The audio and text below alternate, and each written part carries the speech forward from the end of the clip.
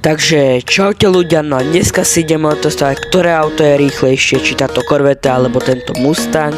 Keby ste sa ma pýtali, prečo je ten short tak napred zasedianý, je to kvôli tomu, že vlastne vy to malo 4 minúty a ja som to chcel ako short.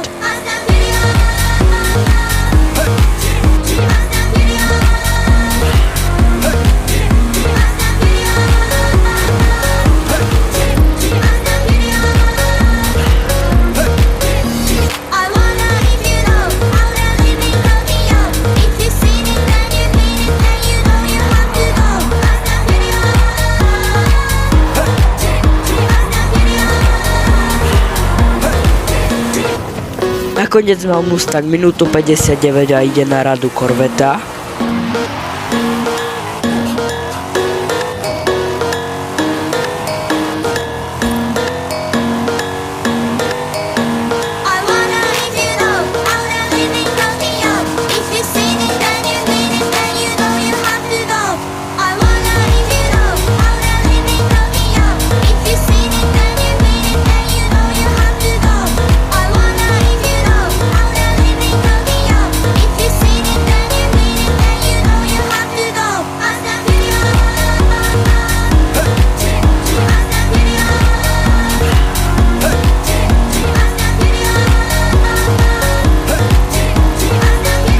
Corvetta mala minútu 45, to znamená, že Corvetta vyhrala.